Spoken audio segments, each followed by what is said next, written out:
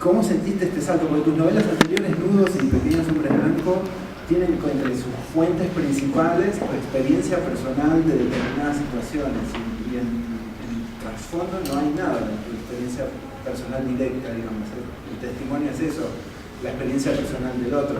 ¿Cómo es cómo sentiste ese salto? Bueno, primero que lo de trasfondo no es experiencia personal directa hasta por ahí nomás. A mí me pasó una cosa muy especial cuando yo estaba escribiendo la novela. Me hacen un diagnóstico de una enfermedad un poco complicada. Y tengo que decir que mientras yo los entrevistaba a ellos y trataba de convertirme, tengo que empezar a convertirme en un submarinista, en un hombre que estuvo 50 días encerrado en un submarino. Y en el momento que yo estaba haciendo el tratamiento, y ahora estoy re bien, pero bueno, en el momento uno la pasa mal porque no sabe cómo va a seguir la historia, yo sentí que estaba dentro del submarino y se acercaba el torpedo y que no sabía si el torpedo iba a pasar de largo o no. Hubo algo que el azar quiso que fuera así, que me pasara eso justo cuando estaba escribiendo la novela, y en ese año que fue bastante difícil personalmente para mí, fue el año de escritura de esta segunda versión en la que yo me sentí así, sentí que había pasado cosas de experiencia con la proximidad de la muerte que me acercaba mucho a lo que les había pasado a ellos. Llegué a sentir que era también parte de la tripulación de un San Luis fantasmal que seguía todavía en el fondo del mar. Así que, bueno, después salimos, llegamos a puerto, sacamos el telescopio, aquí estamos. Pero hubo eso bastante particular, ¿no? Uno a veces no sabe por qué le pasan, o uno tiene en la vida que pasar por experiencias difíciles. Para mí esa experiencia me ayudó a entender algunas cosas y no sé si la novela hubiera salido igual. Esto no significa que un escritor le tenga que pasar de todo para poder escribir algo profundo. Pero bueno, en este caso me pasó. Así que... Y las otras novelas sí, no son novelas a las que yo fui a hacer una investigación, son historias de ficción, pero la primera novela está ubicada en la Patagonia, en un pueblo muy pequeño que se llama José de San Martín, que no es San Martín de los Andes, que es muy lindo, no, José de San Martín. En ese momento yo fui a trabajar a José de San Martín cuando me recibí de profesora de letras. Y bueno, tenía 22 años, 23 años, y el pueblito tenía 1500 habitantes, en la peor Patagonia, en la que no hay nieve, ni altas montañas, sino unos cerros bajos, muchísimo viento y 5 sauces torcidos con pocas hojas. Eso era el pueblo. No había ni teléfono en ese momento, había que hablar con cambio fuera por radio, y la radio era una radio comunitaria que se escuchaba en todos los pueblos de la zona de la provincia de Chubut. Así que yo sabía que lo que en ese momento hablaba con mi familia iba a ser escuchado por todos los pueblos, así que era una cosa un poco intimidante. Y mi papá me contestaba por teléfono y seguía hablando, y yo decía, no, papá, no entendés, cambio fuera y cuando vos hablás yo no hablo. Bueno, y algo de eso hay en la novela no soy yo, pero es una profesora que va a trabajar a un pueblo de la Patagonia en la época de la dictadura. Yo fui después, ya estaba la democracia, pero había algunas cosas en el clima de ese pueblo de José de San Martín, con un escuadrón de gendarmería enorme, y yo me acuerdo que llegué, ya era el año 84, y sin embargo vino un gendarme a averiguar quiénes éramos las profesoras que estábamos viviendo ahí, hizo un informe y lo llevó a gendarmería. Es decir, yo vi que quedaban como rastros de lo que había sido la dictadura en ese pueblo, entonces imaginé algunas situaciones que son ficcionales, pero me sirvió mucho conocer ese territorio bastante particular, un lugar tan pequeño en donde además circulaban los rumores, y bueno, eso también me permitió hacer como una reconstrucción y una circulación de la historia por ese lugar del rumor. Algo que con lo que me enfrenté en estos días leyéndote y comentando con amigos lo que estaba leyendo, qué sé yo, es con esto, otra novela de dictadura, otra vez estos temas, otra vez Malvinas, qué sé yo. Y debo confesar que antes de leerte, yo hubiera sido el primero que hubiera dicho, no, esto no. Y en Pequeños Hombres Blancos lo que me parece más interesante es una manera de encarar las cosas que hace interesante la novela, más allá del tema, y la mirada también es muy muy particular. Tiene que ver, por lo menos en las primeras, o sea, el trasfondo ya es otra cuestión que también pasa por el narrador, pero las primeras, ¿cuál tiene que ver con tus personajes femeninos?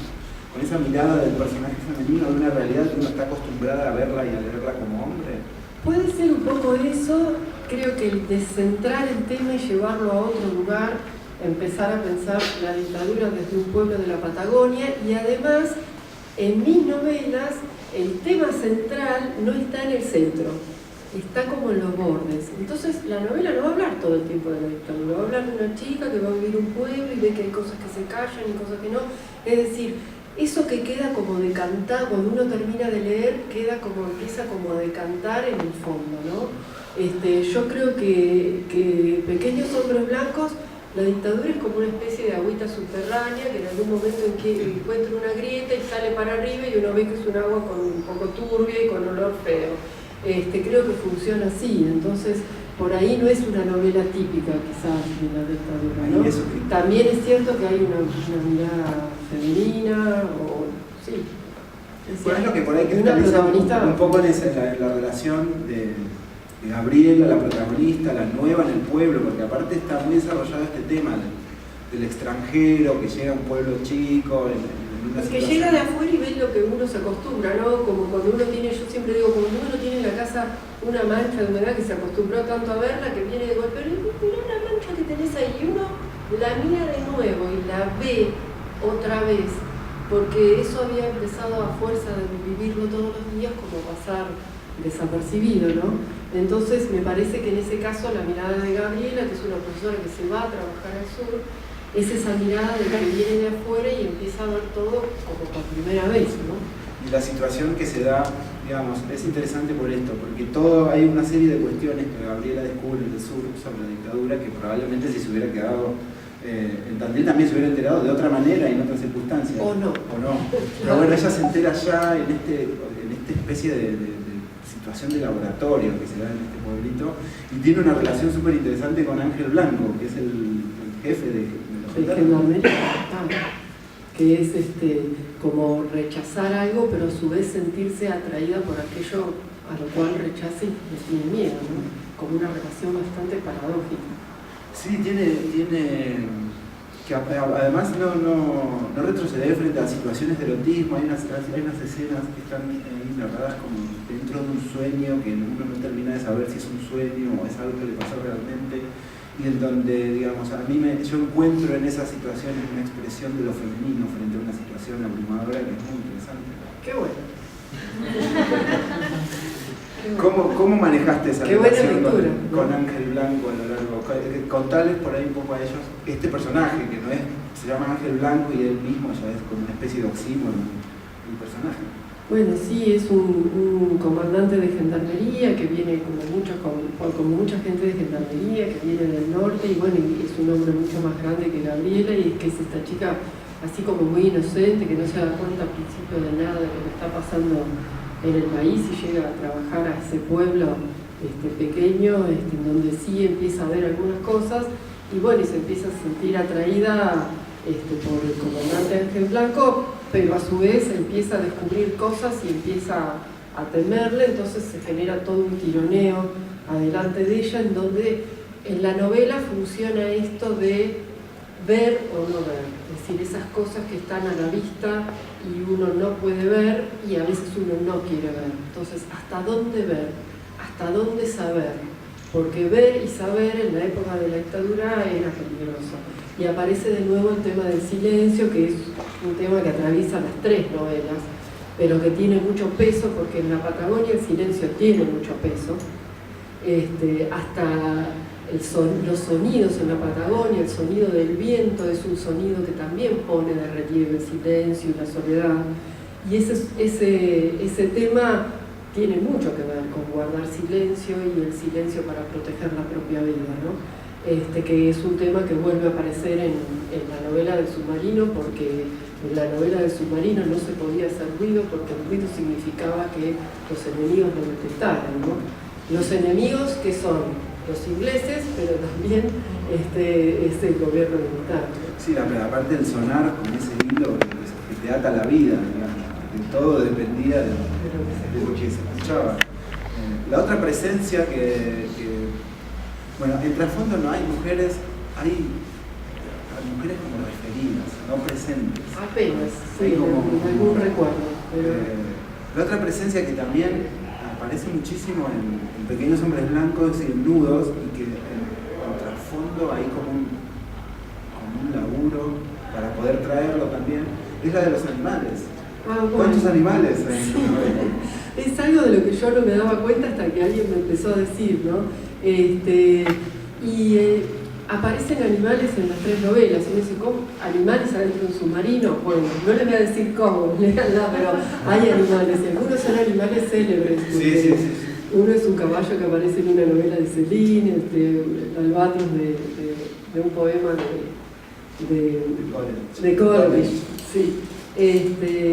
En las 3 novelas los animales a mí me sirven, por ejemplo, en Pequeños Hombres Blancos hay una escena muy fuerte donde aparece un perro, un siberiano ahorcado y colgado en el destacamento de gendarmería con un alambre de púa.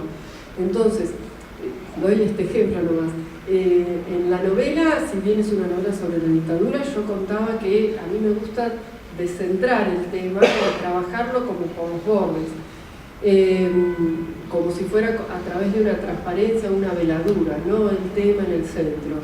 Y en este caso la violencia está trabajada como en diferido, y en esas imágenes que tienen que ver con este perro que aparece ahorcado por un ejercicio de poder y de demostrar quién tiene poder en el pueblo, o una camioneta que aparece con un montón de zorros colgados y chorreando sangre porque bueno, es alguien que se dedica a cazar y exterminar los zorros. Y bueno, en Nudos funciona en paralelo a... Nudos es una novela que está ubicada en la crisis del 2001, en donde hay una ciudad de la provincia de Buenos Aires dividida por una ruta. Y están los que están de este lado de la ruta, es decir, del centro, y los del otro lado. Y un par de personajes, una trabajadora social que cruza hacia el lado peligroso, digamos, y un par de chicos que cruzan hacia este lado porque vienen a robar o a hacer otras cosas. Entonces, en esa novela en donde los personajes van y vienen y circulan por distintos lugares, hay todo un sistema paralelo de perros, ¿no? De perros de raza y de perros de la calle que coman de donde pueden. Entonces, casi como que hay un mundo paralelo, ¿no? Entre lo que pasa con los perros y lo que pasa con las personas. Y la idea de trabajar con ese mundo animal sirve como para reforzar, ¿no? Es como una especie de espejo deformante de lo que está pasando con las personas. Y bueno, en trasfondo los animales me vinieron casi de la mano de los libros y de la literatura, y adentro de trasfondo circula un relato que es La madriguera de Kafka. Y en La madriguera de Kafka, si no lo leyeron, léanlo, es terrible, pero me encanta. Es un topo, un bicho que uno no sabe qué es, que está en una cueva, y todo lo que hace, que es buscar comida, cavar otro túnel, es escapando de un ruido, porque el ruido es la amenaza y el enemigo. Y yo, cuando le hacía la entrevista a los sonaristas del submarino, que me contaban cómo identificaban a través de los ruidos en una época en que no había computadoras que transformaran ese ruido como ahora, que las computadoras hacen imágenes ecográficas perfectas, ¿no? En ese momento era todo trabajo de hombre y de afinar el oído, ¿no? El ejercicio de escuchar y de traducir ese sonido a esto es un destructor, esto es un helicóptero, esto es otro submarino, o es un animal. Cuando conversaba con el sonarista, que lo entrevisté varias veces, yo dije, esto es La madriguera de Kafka, ¿no? Me los imaginaba, los personajes y al narrador caminando por adentro del submarino como ese bicho encerrado, escuchando al enemigo, y en el submarino el enemigo era el ruido. Es decir, cómo llegaba la imagen que ellos tenían del enemigo. El enemigo era un ruido de algo que andaba por afuera y que los amenazaba y que ponía en riesgo su propia vida. Entonces, bueno, ahí me las ingenié para que apareciera el topo de Kafka. Yo venía enganchado con los animales de tus historias y lo llevaban en el submarino. Pero no fue. No, yo creo que es para trabajar con un psicólogo esto, porque no lo hago a propósito. Me terminan apareciendo y yo dije, ahora en el submarino no va a haber, pero después descubrí que no solo está el topo, hay un caballo, hay un albatros. Sí, se vuelven fundamentales esa parte, porque incluso te permite dialogar con otras literaturas y otros autores. Me preguntaba si, no sé si alguien tiene ganas de preguntarle algo a Patricia o participar, o si no, yo tengo ganas de pedirle que nos lea algo de los libros de ella, que tenga ganas. Leo un poquitito y...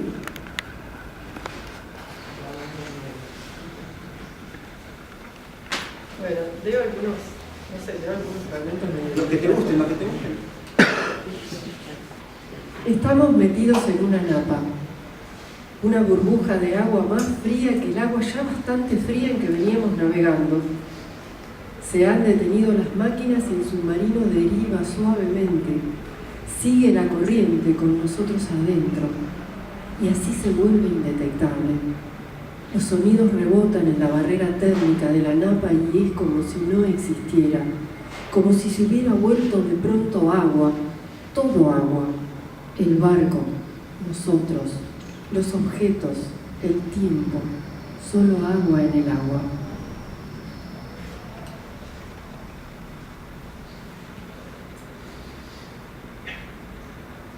Empiezo a subir por el tubo de la torreta. Allá arriba se recorta naranja contra negro la figura de Olivero que acaba de llegar hasta la escotilla superior y ya la está abriendo. Aparece entonces en el agujero del fondo del tubo un cielo de un azul opaco que ya anuncia la noche y una tormenta de esas bravas que pronto se vendrá. El agua del mar entra a intervalos breves y cae como a baldazos sobre Olivero y luego con menos intensidad sobre mí. Olivero sale ahora por el costado de la torreta. Seguramente estará agarrándose al barandal de hierro, pues la cubierta se vuelve terriblemente resbalosa después de varios días de inmersión.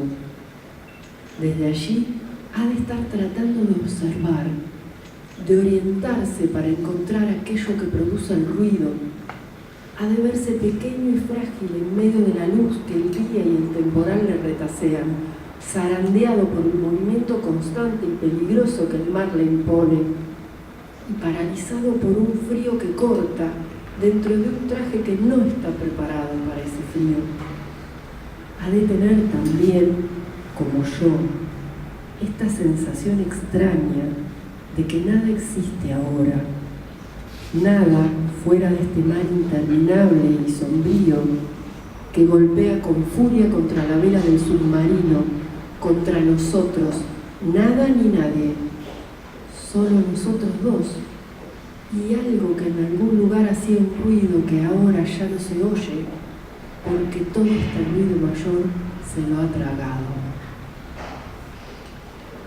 Están acostados nosotros, cada uno en su cucheta, quietos, callados, con los ojos cerrados, tratando de dormir. Yo también estoy en mi cucheta, pero aún no duermo. Me he quedado mirando hacia arriba, el fondo de la cucheta superior, que es como un techo de la mía, o una tapa. Miro hacia arriba y veo esa cucheta sabiendo que debajo está la mía, y debajo de la mía a su vez hay otra, con alguien que también duerme o trata de dormir. Todos apilados estamos, acaso todos muertos, un ataúd sobre otro, solo que aún no nos hemos dado cuenta. ¿Podrá en verdad uno morirse y no saberlo?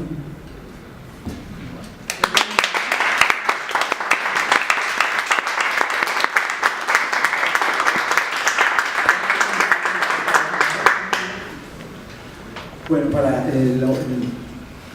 voy a seguir abusando de tu presencia para que nos cuentes también, Patricia, como si su generosidad hasta ahora no hubiera sido suficiente, nos regaló un cuento para el ciclo que se llama Esa Música, que está publicado por la Bola Editora, ya lo tienen para quien quiera, para que nos cuentes algo sobre este cuentito, que sé que el cuento no es lo tuyo, digamos. No, ahora estoy escribiendo algunos cuentos, ahora me he volcado para escribir un cuento, pero ese cuento surgió de una manera muy particular. En el año 2012 yo estaba invitada al FILBA Internacional, al Festival Internacional de Literatura que se hace en Buenos Aires.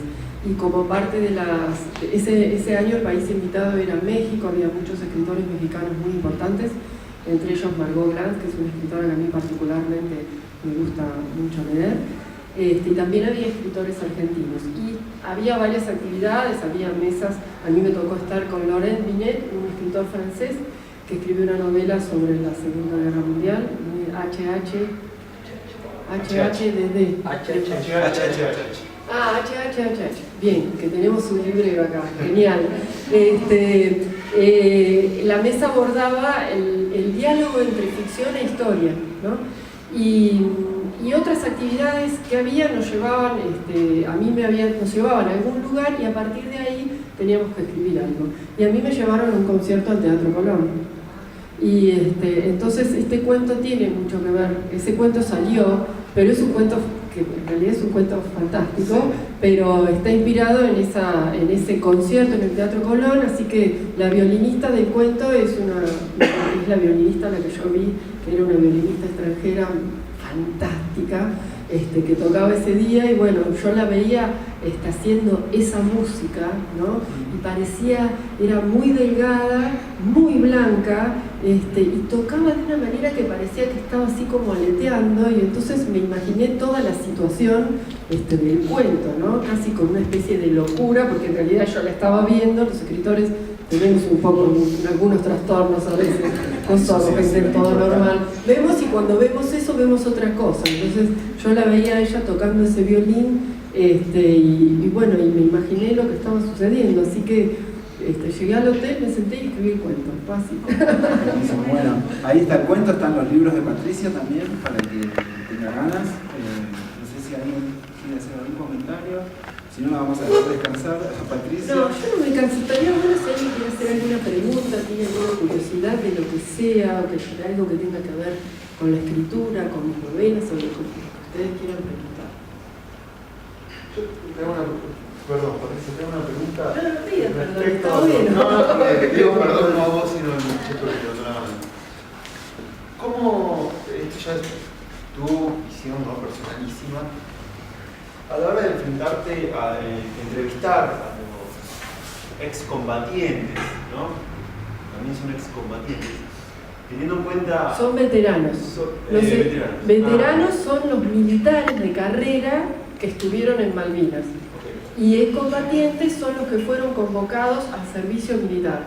Yo eso lo aprendí cuando escribí la novela, porque para uno excombatientes, todos uno dice, estuvieron combatiendo y ahora ya no.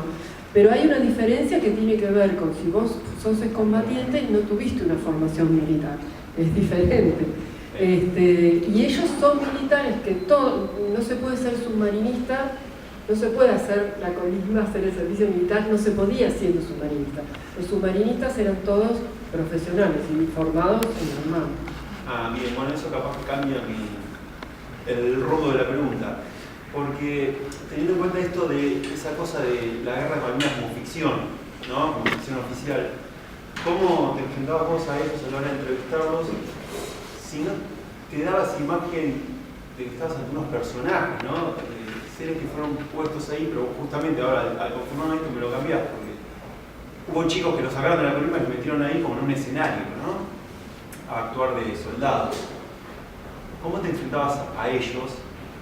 Mientras ellos te hablaban, vos, ¿qué pensabas? ¿No? Digo, si veías como unos personajes, como unos pobres pibes, pero bueno, justamente para estar en un submarino igual no tenían experiencia en haber estado en la guerra, pero sí tenían una formación que de alguna manera, y un trabajo que los preparaba. Ellos estaban haciendo su trabajo de alguna manera. Pero con respecto a esto de pensarlos o no como personajes, sí me pasó algo, que es cuando entrevisté a un oficial nada más, porque los oficiales, uno o dos oficiales, con uno tuve una conversación más informal sin grabarlo porque no quiso, y el otro me permitió grabarlo, pero me contaban la historia oficial, es decir, me daban datos, cuántos torpedos se habían disparado, que no había funcionado, lo que se había hecho, pero no me contaban lo que había pasado ahí adentro.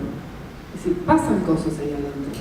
Y esas cosas me lo contaron los suboficiales y muchos de ellos los que se fueron de la fuerza.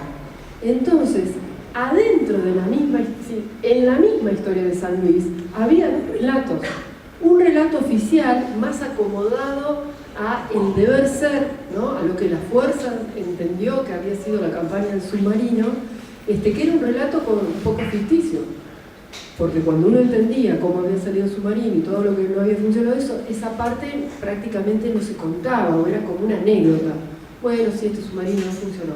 En cambio, los suboficiales contaron las otras cosas, incluso un pequeño enfrentamiento que fue casi un motín solapado ahí adentro, es decir, cosas. Entonces, ahí ya no los empecé a concebir como personajes, sino realmente como personas que se estaban haciendo cargo de reconstruir su propia historia dentro del submarino. Pero por otra parte, cuando yo escribo la novela, decido no poner los nombres de las personas. Porque ahí me pareció que yo realmente me iba a instalar a escribir una ficción, a pesar de que respeto lo que me dijeron en los testimonios. Y ahí me pareció que no se merecían ser convertidos en personajes.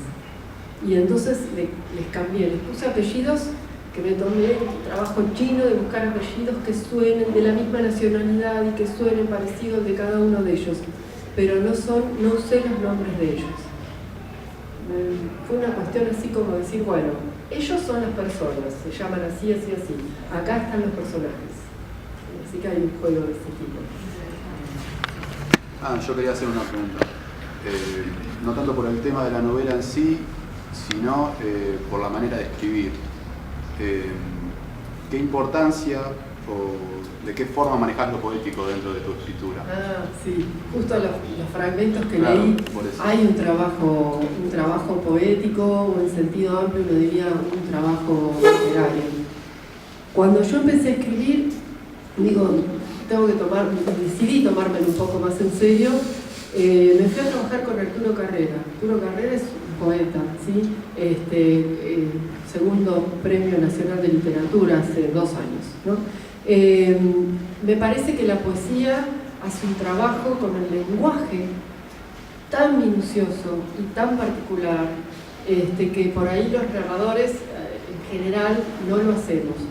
Y me parece que hay algo del trabajo poético que permite crear un clima y que no es lo mismo contar el silencio sin decir la palabra silencio, o tratando de que parezca que cuando uno escucha hay silencio en lo que uno está contando, ¿no? O hay temor, o hay frío, o hay lo que sea. A mí me parece que es un recurso que tiene la literatura y que bien puede aparecer en una novela. Por supuesto que en la novela también hay acción y hay escenas en las que justo iba a leer eso, yo creo quedó ahí en el tintero, en las que se acerca el torpedo y pasan un montón de cosas, ¿no? Pero hay momentos en que el trabajo con el lenguaje hace la gran diferencia entre la historia, la crónica, ¿no? Que son así como un lenguaje más neutro. Y yo voluntariamente busco irme hacia el otro extremo. Es decir, no quiero un lenguaje neutro para contar una historia de unos hombres que están amenazados y ahí al borde de la muerte, ni en la guerra, ni... Creo que la literatura tiene eso, y que es ese trabajo con el lenguaje lo que hace que el lector se sienta por un momento adentro del mundo de la novela, ¿no? Y como sufriendo lo que le pasa un poco a los personajes. Sí, es un buen libro. ¿Vos escribís? Me gusta, sí. ¿Diego? Sí, ¿qué tal? Cuando usted hablaba del testigo completo y de este gris de la historia y la verdad, ¿no? O sea, usted decía que quizás el arte puede acceder a eso, ¿sí? ¿Cómo accede usted a eso? Usted como artista y como individuo, o sea, ¿cuál es su relación o cómo piensa usted que usted logra conectarse con ese gris sin ser un testigo completo? Buena la pregunta. Es complejo, pero en el caso particular de la novela, yo creo que el arte explora desde otro lugar, ¿no? En el caso de la literatura se trata de ver de qué manera uno puede poner esa zona gris que no fue del todo explorada en palabras. Y en este caso se conecta mucho con la respuesta que di recién, que es buscar un lenguaje poético, por un lado, que pueda explorar desde otro lugar que no es la información, ¿sí? Porque una manera de llegar a reconstruir un hecho histórico es tener información sobre el hecho histórico. Pero la información es una red que tiene agujeros bastante amplios y a veces deja escapar algunas cosas. Y eso otro que la información no puede captar es el arte desde otro lugar. En el caso de la literatura, yo creo que es el lenguaje poético y es capaz de crear un clima.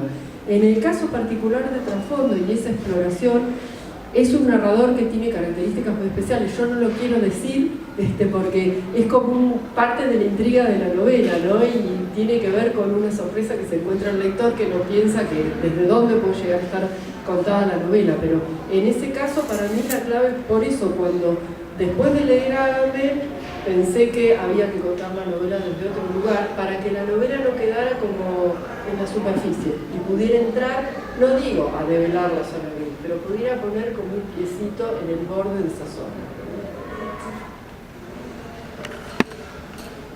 Yo tengo una más. Patricia, vos dictás cursos de escritura. Tengo un taller de escritura, sí. ¿Cómo es? Talleres de escritura. ¿Cómo es eso un trabajo con tus talleres, con tus talleristas? Es todo un tema pensar si se puede enseñar a escribir, ¿no? A mí los talleres de escritura me gusta más pensarlos y me siento más cómoda pensando no como enseñando a escribir, sino enseñando a leer como escritor, ¿no? Cuando uno lee como escritor va a los textos buscando aquellas cuestiones complejas, cómo hizo este escritor que a mí me gusta, o este escritor que leo por primera vez, o este escritor que me recomendaron, cómo hizo para resolverlo, ¿no? Entonces aparecen ahí las cuestiones técnicas de la escritura, porque a veces pareciera que cuando uno habla de arte todo es cuestión de inspiración y de tener alguna especie de genialidad, que yo le puedo asegurar que en mi caso yo no la tengo. Es decir, no, hay mucho de trabajo y mucho de aprender. Y a veces porque la literatura trabaja con palabras, y nosotros disponemos del lenguaje y todo el mundo usa palabras, todos nos atrevemos a escribir, y eso está bueno. Pero hay cuestiones que uno aprende, que son las cuestiones técnicas, y tienen que ver con cómo se sostiene aquello que uno, cómo se le da forma a aquello que uno escribe, a cómo un trabajo con un lenguaje poético crea un clima diferente. Y a mí me gusta a veces poner comparaciones, con mis alumnos lo hago, de otras disciplinas, ¿no? Y cuando uno dice, yo tengo una idea genial, y la idea la tengo re clara en mi cabeza, vi una imagen y quiero poner esa imagen en una pintura. Bueno, no sé, mezclo pinturas y hago, más o menos veo lo que me queda y noto que eso empieza a resquebrajarse y a descascararse. Por una cuestión técnica, quizás la imagen estaba perfecta, pero si eso se raja, se descascara y después se va cayendo, hubo una cuestión técnica que hizo que esa idea genial que yo tenía en mi cabeza no pudiera llegar a manifestarse de la manera en que yo la concebí. Y ahí es lo mismo con la literatura, digamos. Uno aprende esas cuestiones técnicas que uno lee, ¿sí? Las aprende leyendo y con alguien que te diga, mirá cómo hizo acá, mirá esto acá. ¿Sí? Con un lector que leyó un poco más y te va haciendo observar algunas cosas, y entonces después lo que uno hace es decir, ahora voy a tratar de llevar esto a la escritura, como también se hace en la pintura. Digo, uno anda por el Museo del Prado y ve a los artistas copiando la Gioconda, copiando el Bosco. ¿Por qué? Porque lo que están tratando de hacer es ver las cuestiones técnicas que sostienen esa obra y trasladarlas a la propia pintura. Y después poder llevar eso que se aprendió en la copia del maestro, poder llevarlo ahora sí, al mensaje personal y lo que uno tiene para decir. Pero sin eso la obra no se sostiene, ¿sí? Entonces, está bárbaro escribir, pero también está bueno que si uno quiere progresar como escritor, hay que indagar un poquito en esas cuestiones que le dan a uno más herramientas, ¿sí? Y por suerte no hay que irse al Museo del Prado, ¿no? Es algo que uno puede hacer en la casa. Nuevamente, agradecerle muchísimo a Patricia. Gracias a vos. La despedimos con un aplauso.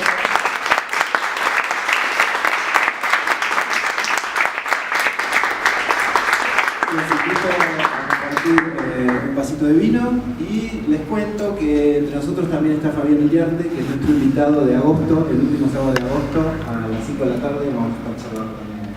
Muchas gracias a todos.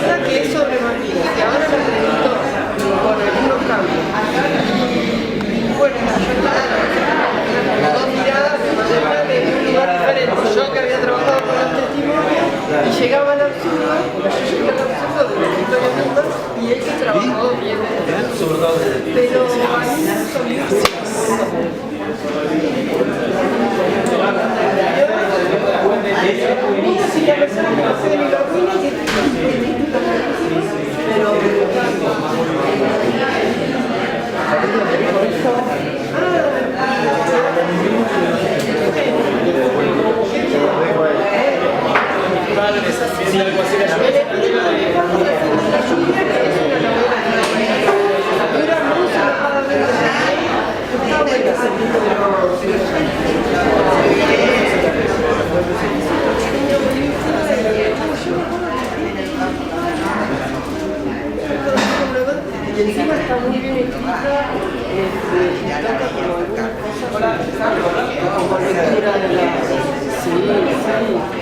sí.